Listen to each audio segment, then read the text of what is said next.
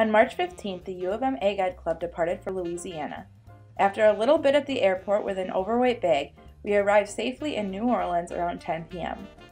It was a really loud crowd in New Orleans as the nightlife was alive for St. Patrick's Day.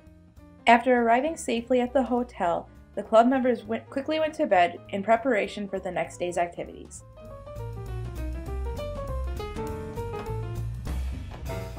The next morning brought an event that many members of the Ag Ed Club had been looking forward to. For over an hour, we got to listen into and see the wildlife that brought up the swamps in Louisiana.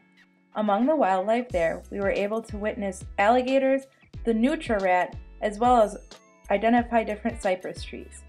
Cypress trees are grown within swamps of Louisiana and are very, very important to the Louisiana agriculture.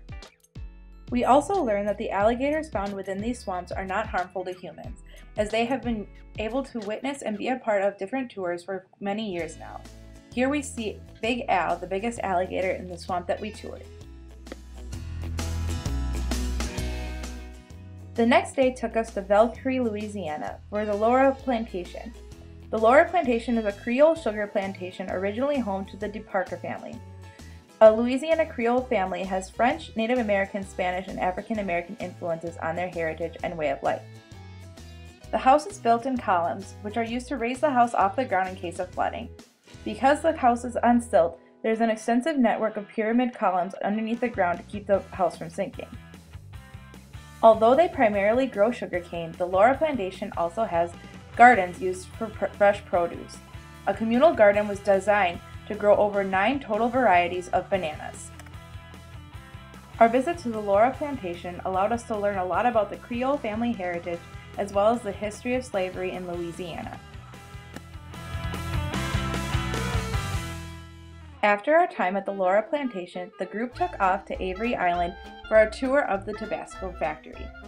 Tabasco is only produced in Louisiana and is a product that is used in many different dishes in Louisiana cuisine. We were really excited to get a tour of the factory and sit down and watch a video of the history of the McGillicuddy family's tradition. Following our tour, we were able to enjoy Tabasco flavored ice cream and visit a museum of the history of the Tabasco factory. We also got to look at an overview of what the entire island looks like in this little replica. The next morning brought us to the Frogmore Cotton Plantation and Gin. This cotton plantation began in the 1850s and is something that has continued as a family tradition until today. As of today, the cotton gin produces over 1,800 acres of cotton, and the computerized 900 bales per day system allows them to keep up with current industries. The tour consisted of going through the older version of the plantation and learning about the slavery. We were even able to pick some of our own cotton that was left in a field from earlier this year. The afternoon took us to Baton Rouge, to Louisiana State University. We were fortunate enough to be hosted by the Louisiana State University Collegiate FFA. Members enjoyed a tour of campus as well as the agriculture facilities at the university.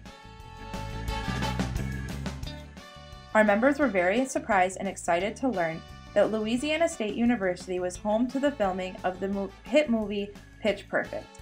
Here you can see students hanging out in the auditorium that was used in a familiar scene within the hit movie from 2012. Following the tour, we were able to have a night of celebration with the members of the Collegiate FFA as they hosted us for a crawfish boil. Our members had never tried crawfish before and were very excited for this unique opportunity. The last leg of our journey took us to the Instigator Ranch, an alligator ranch that houses over 500 different alligators at any given time.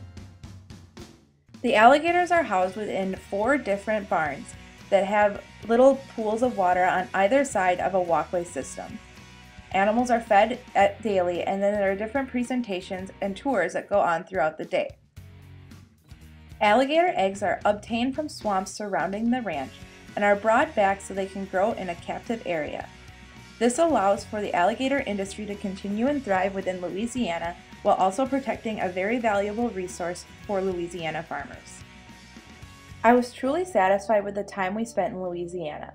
Not only were we able to learn about the industry that we love in a different state, we were also able to build and grow the relationships that we already have with our members back home.